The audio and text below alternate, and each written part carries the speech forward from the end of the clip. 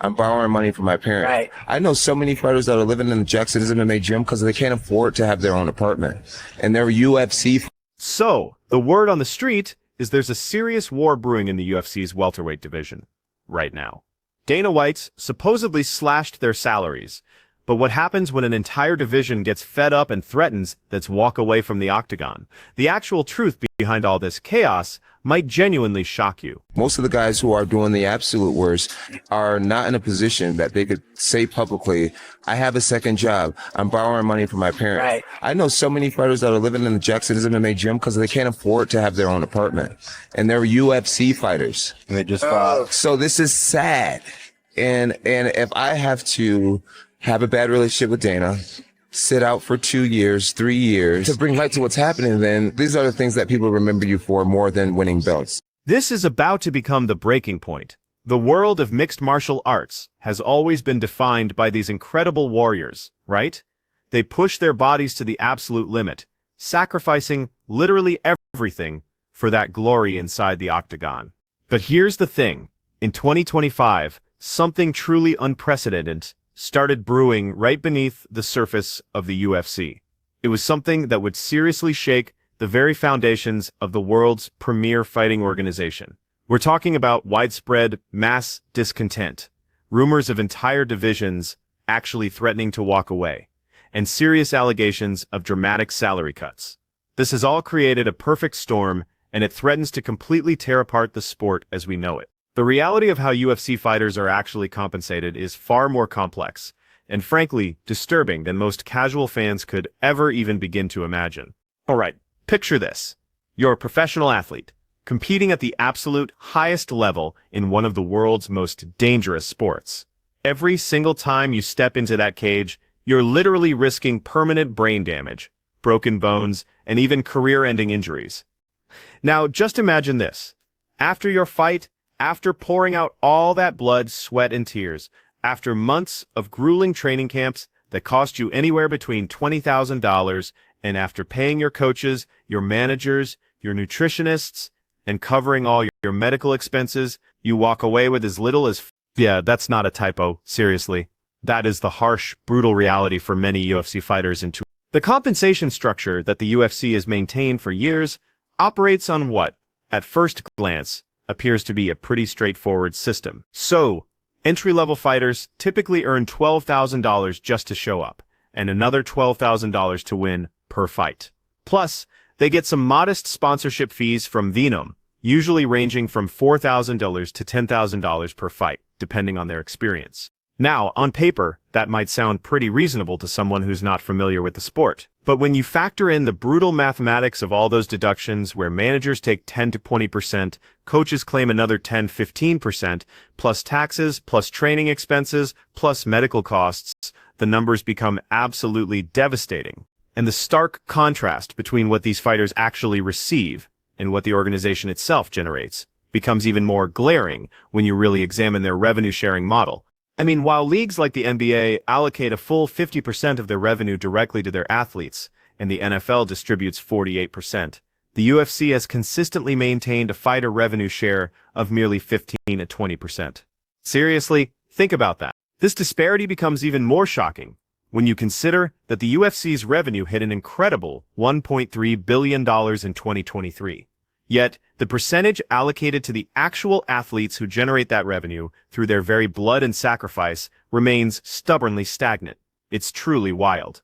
Now, the historical context of this entire situation reveals a really clear pattern that has been developing for over 2 decades now. Think back to the early days of the Zuffa era, from 2001 to 2016. That's when Lorenzo Fertitta and Dana White were busy building their empire by acquiring rival organizations like Pride FC and Strikeforce. What they did was systematically create what economists actually call a monopsony, which is basically a market dominated by a single buyer. This massive consolidation of power essentially allowed the UFC to dictate terms to fighters who, let's be honest, had nowhere else to go if they wanted to compete at the highest level of the sport. Back in the 2000s, the base purses for preliminary fighters were shockingly low, like $2,000 to $5,000, with win bonuses that merely matched or maybe just doubled those pittances. It was almost nothing. But what makes this entire situation particularly explosive here in 2025 is the mounting evidence that's come to light through recent legal proceedings and some really deep investigative journalism. A truly pivotal moment came with the revelation of a 2013 internal study. This was actually commissioned by Lorenzo Fertitta himself, cost the organization a hefty $45,000 to $50,000, and was conducted by the highly respected consulting firm Mercer. And the findings of this study? They were absolutely damning. UFC fighters were receiving just 18.6% of total revenue. To be even more precise, it was 18.64% of event revenue and a measly 15.93% of pay-per-view revenue. That's it. This stood in stark contrast to other major sports, by the way. MLS athletes received a massive 76%, boxers claimed 62.5%, and even individual sports like men's tennis provided. The difference is just insane. Now, despite the study explicitly stating its purpose was to identify potential opportunities for change, virtually no meaningful reforms actually followed. Instead, internal communications later revealed through legal discovery showed that UFC executives actually viewed the study positively. Why? Because it allowed them to pivot their public relations strategy, comparing UFC fighters to individual athletes like tennis players rather than to team sport athletes who, as we just saw, get a much bigger slice of the pie. And even more troublingly, a pre-2016 sale presentation to investors explicitly capped future fighter revenue shares at just 20%. This was done specifically to maintain profit margins that would be attractive to potential buyers. Honestly, the personal stories of fighters truly struggling under this system paint a picture that should disturb anyone who considers themselves a real fan of the sport. Just take the powerful words of former UFC champion Jon Jones, for example, who absolutely didn't mince words when he was discussing the plight of his fellow fighters. Here's the thing. These aren't just third-string athletes complaining about pocket change. No, these are UFC fighters, athletes who have reached what should be the absolute pinnacle of their sport, yet they find themselves living in gyms because they literally cannot afford basic housing. It's a shocking reality. The cognitive dissonance between the UFC's public image, all the glamour, million-dollar contracts, international stardom versus this grim reality creates a jarring disconnect that honestly just becomes harder and harder to ignore with each passing year. The situation has become so dire that an astonishing 43% of UFC fighters earn under $45,000 yearly, with a median annual salary hovering around just. Now, to put that in perspective, that's barely above the median household income in many parts of the United States. Except, these athletes are sustaining injuries that will affect them for the rest of their lives. They're developing chronic traumatic encephalopathy, or CTE, from repeated head trauma, and facing the very real possibility that just one bad knockout could end not just their career, but fundamentally alter their cognitive function permanently. It's a devastating trade-off. This is all about the system exposed, the contracts, the control, and the fight for fair pay. Because the mechanisms through which the UFC maintains its dominant position over fighters extend far beyond just simple paycheck amounts. The contractual structure that binds these athletes to the organization represents perhaps the most insidious and frankly disturbing aspect of this entire system. It's a complex web of restrictions, exclusivity clauses, and automatically extending agreements that would legitimately make any labor rights advocate's blood boil with righteous indignation. Standard UFC contracts typically span between 4 and 8 fights over multiple years. And get this, they come with exclusivity clauses that completely prevent fighters from competing for other organizations or even pursuing alternative income streams within combat sports. But here's where it gets truly Machiavellian, and honestly, pretty messed up. Champions face automatic contract extensions that essentially trap them in the organization for as long as they hold a belt. It's like a twisted catch-22 that would make Joseph Heller proud. If you succeed too much, you lose your freedom. If you fail, you can't make enough money to sustain yourself. There's no real winning for them. Moreover, over 50% of UFC contracts actually include class action waivers. This effectively prevents fighters from banding together to challenge the organization's practices through the legal system. This systematic suppression of fighter bargaining power has, thankfully, been challenged in court, most notably in the landmark antitrust lawsuit. I'm talking about the landmark La Voldzufa antitrust lawsuit that dragged on for years. From 2010, after years of intense legal wrangling, during which some absolutely damning internal documents and communications came to light, the case finally resulted in a massive $35 million settlement. This settlement covered approximately 1,200 fighters, with payments ranging from a minimum of $5,000 to over $1 million for 35 of those athletes, averaging around $220,000 per claimant. Now, while this settlement certainly represented a significant victory for fighters and an acknowledgement of past underpayment, it's absolutely crucial to understand what it didn't accomplish. It didn't change the fundamental structure of UFC contracts, it didn't increase the revenue share percentage, and it definitely didn't prevent the UFC from continuing the exact same practices going forward. In fact, a brand new antitrust lawsuit, led by veteran fighter Phil Davis, was filed in 2025 to address post-2017 practices, suggesting that this settlement merely represented compensation for past wrongs without preventing any future ones. So the fight continued. The broader implications of this power dynamic become even clearer when we examine some specific, high-profile cases where fighters actually tried to negotiate better terms or push back against the system. Just consider the long saga of Paulo Costa, that incredible Brazilian middleweight contender whose frustrations with UFC compensation have played out publicly over several years. Back in 2021, Costa famously withdrew from a scheduled main event against Jared Cannonier. He explicitly stated he never signed the contract due to inadequate pay, even going as far as arguing that YouTubers were exposing issues with fighter pay more effectively than the UFC itself. In subsequent interviews, Costa detailed what he described as truly frustrating negotiations with the UFC. He revealed that despite earning a substantial $350,000 for his 2020 title fight against Israel Adesanya, he was being pushed to accept significantly lower purses for subsequent bouts. It just doesn't make sense. Dana White's response to Costa's complaints was, let's just say, characteristically dismissive. He reportedly called him a frickin' lunatic and declared his claims were the furthest thing from the truth. This public rebuke perfectly exemplifies the power dynamic at play here. Fighters who dare to speak out about compensation face not just potential contractual consequences, but also public humiliation directly from the organization's president. It's a huge deterrent. By 2023, Costa even hinted at potential retirement, openly stating that fights weren't financially viable, despite describing them as his calling.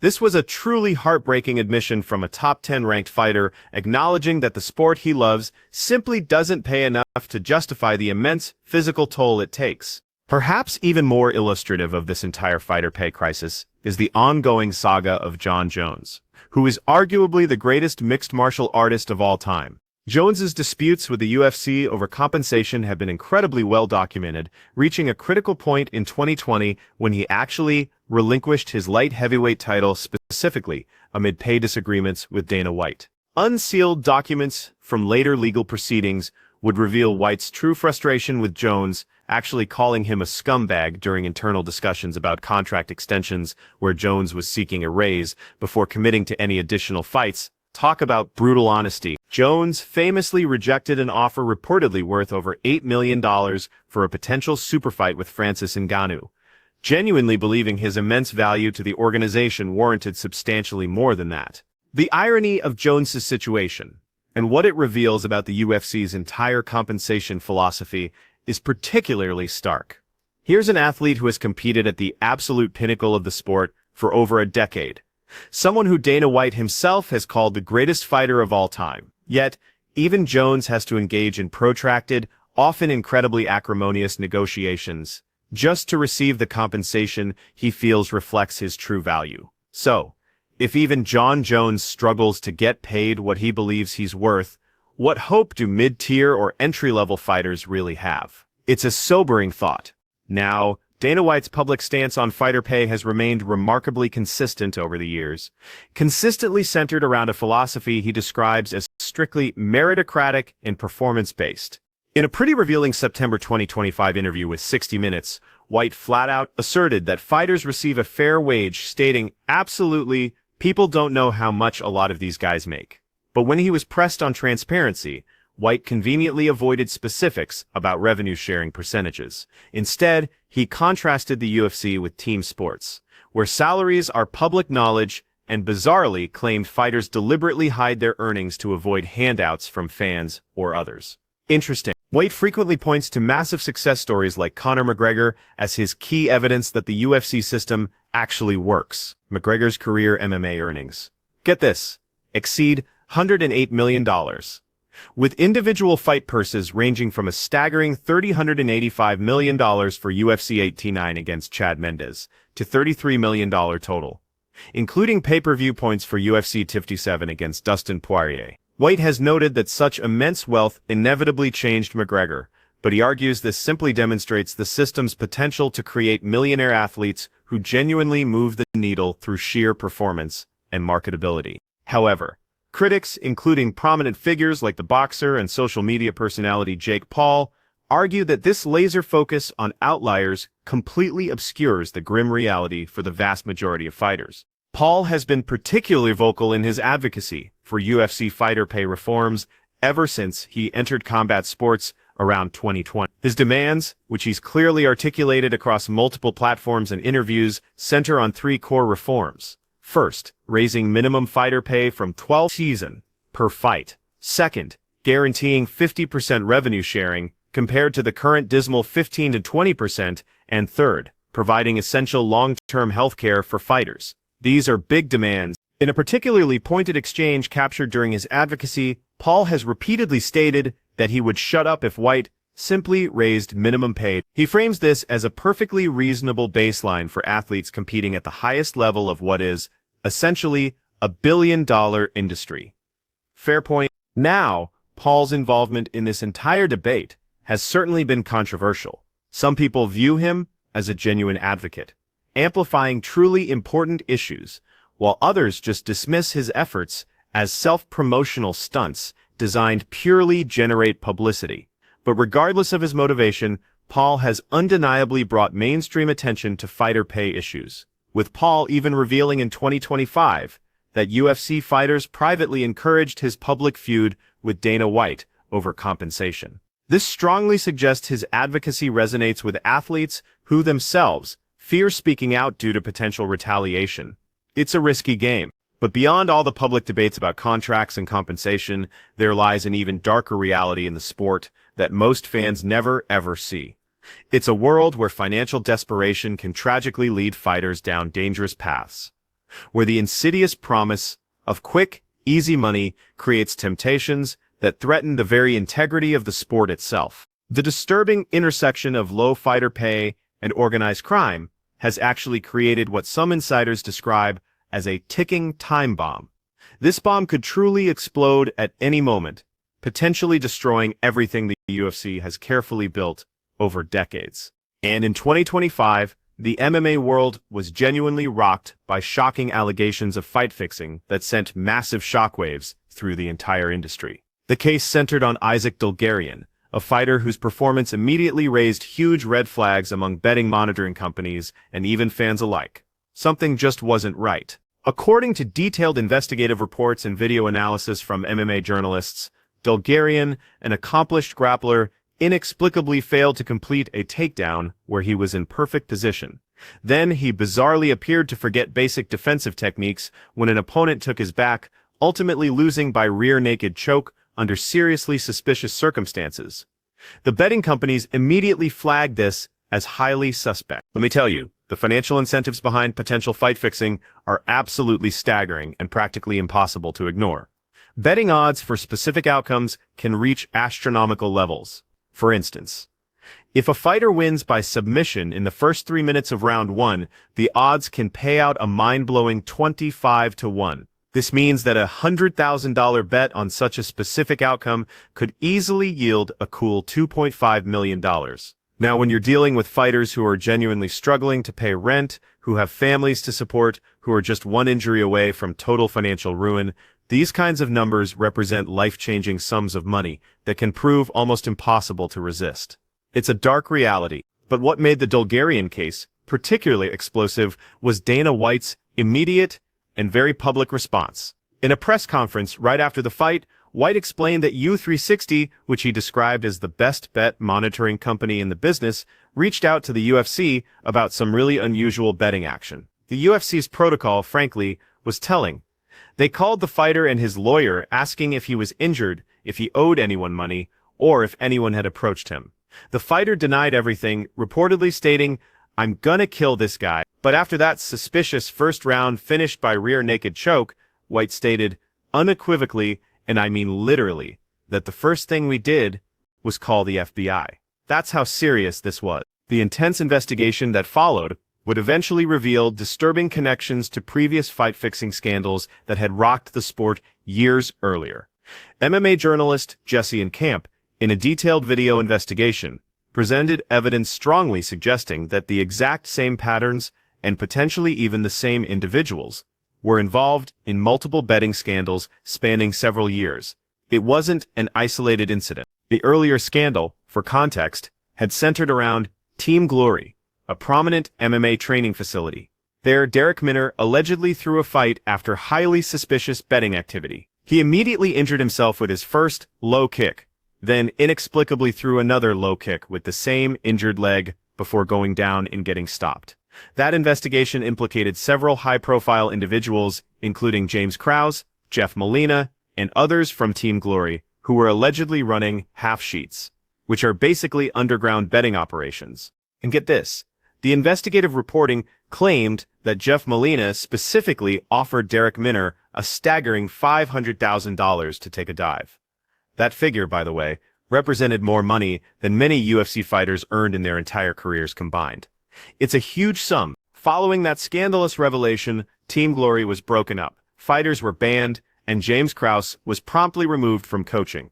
However, the investigation also suggested that, while Krause has seemingly stayed away from MMA and betting activities, it raised serious questions about whether Jeff Molina was still involved in approaching fighters with offers to throw fights as recently as 20. That's a chilling thought. The connection to Dulgarian became chillingly clear through training affiliations. Dulgarian had trained at Team Glory during his amateur career from 2019-2020, right up until he joined the UFC in 2020. This placed him in the exact same orbit as individuals previously implicated in fight-fixing schemes.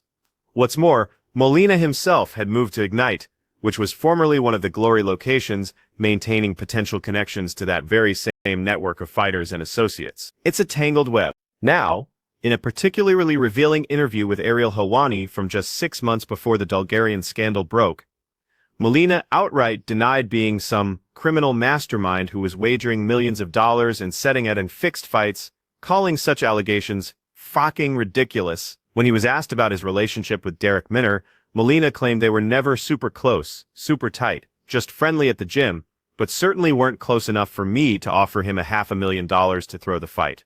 Yet, the investigative reporting presented sources claiming otherwise, strongly suggesting a much deeper involvement than Molina publicly acknowledged. The plot thickens, big time. The stakes of this massive scandal, let me tell you, extend far beyond just individual fighters or isolated incidents. Reports indicated that a staggering $16 million was bet on the Dulgarian fight alone, strongly suggesting the involvement of sophisticated betting syndicates with truly vast resources. And get this, FBI agents were reported to be combing through every single layer of the UFC ecosystem, referees, judges, matchmakers, managers, to determine whether any non-fighter personnel may have benefited from manipulated outcomes. This clearly indicates the investigation's scope extended far beyond just the fighters themselves. It's a full-blown crisis. Now, these allegations of corruption and fight fixing simply cannot be separated from the broader context of fighter pay.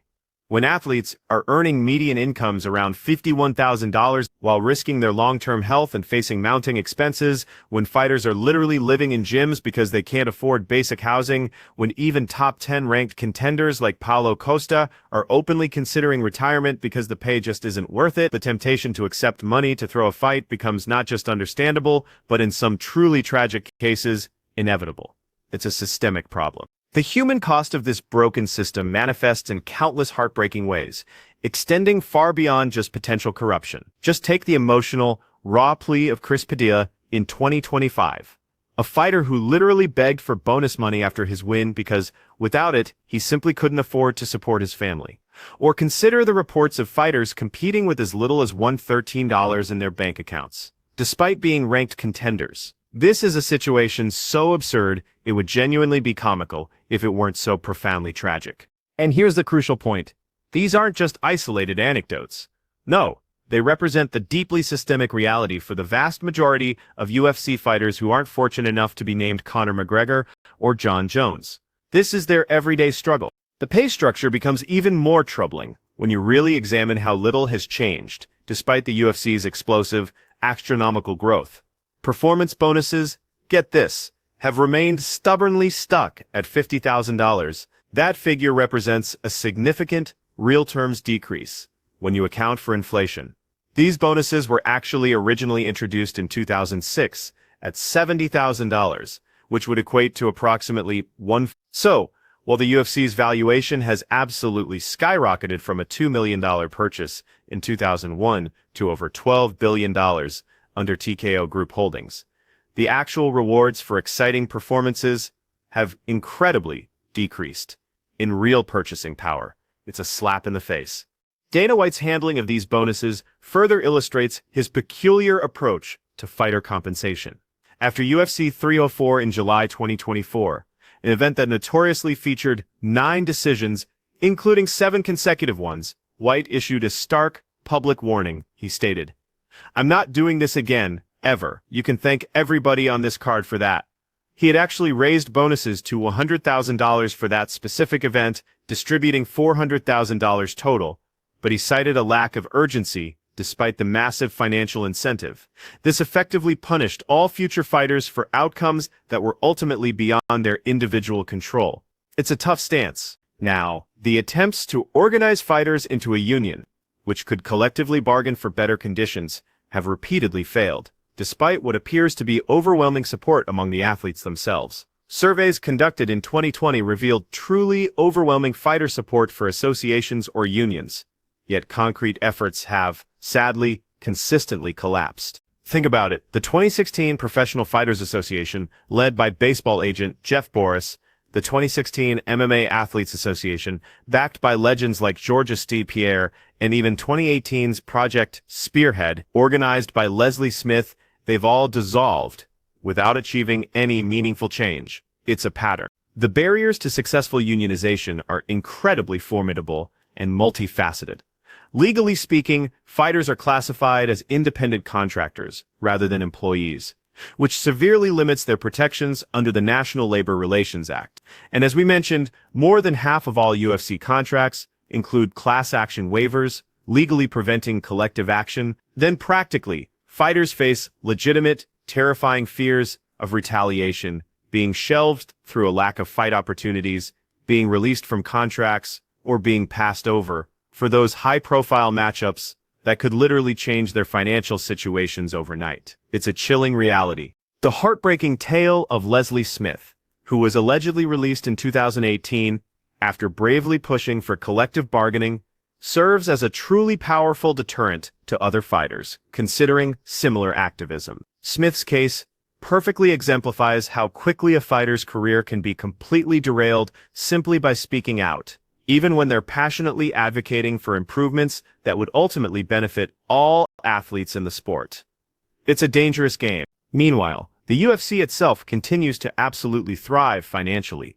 Their third quarter 2025 results showed continued massive revenue growth, and the organization actually secured a staggering $7.7 billion TV rights deal with Paramount and CBS. But when pressed on how this truly massive windfall would actually benefit the fighters, Dana White offered only vague assurances, admitting he couldn't specify whether fighter pay would double or 1.5 or triple, but simply promising that fighter pay is going to be good. Talk about non-committal. The stark contrast between the UFC's unprecedented financial success and the ongoing fighter struggles has become, honestly, impossible to ignore. Social media discussions have even proposed structures like allocating just 20% of that new TV deal revenue to create payment tiers, with suggestions ranging from a baseline $50,000 for unranked fighters all the way up to $1 million for champions. These proposals represent the kind of systematic reform that advocates have demanded for years.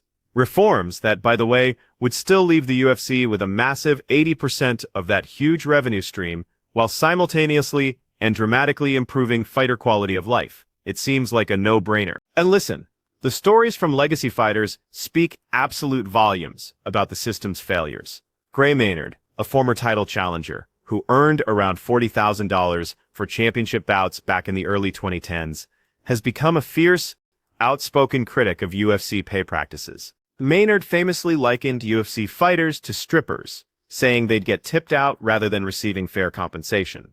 It's a comparison that, while definitely crude, perfectly captures the incredibly precarious nature of fighter income, where bonuses and performance incentives replace guaranteed salaries. It's a hand-to-mouth existence for many. Even fighters who achieve superstardom, like Jorge Masvidal, have openly spoken out. Despite earning millions during his peak years, Masvidal stated on camera that it's just wrong that top 15 ranked athletes should need jobs at Walmart while still competing at the absolute highest level of professional fighting. This raw acknowledgement from a fighter who made millions underscores just how utterly broken the system has become. When even the successful fighters recognize the injustice of the compensation structure, it truly speaks to a deep moral failing at the heart of the sport itself. It's a sad truth. So, the big question that haunts everyone who truly loves MMA is, what comes next? Will the FBI investigations into fight fixing finally lead to meaningful reforms that address the absolute root cause, inadequate fighter compensation? Will the ongoing antitrust lawsuits finally force structural changes to that revenue-sharing model? Will fighters somehow overcome their fears and successfully organize a union that can genuinely negotiate collectively for better terms? Or will the UFC simply continue its dominance, maintaining a system that massively enriches the organization and its executives, while leaving the vast majority of its fighters struggling just to survive? It's a cliffhanger. If you want to dive deeper into stories like this, click on one of the cards on your screen now to see multiple videos just like this one.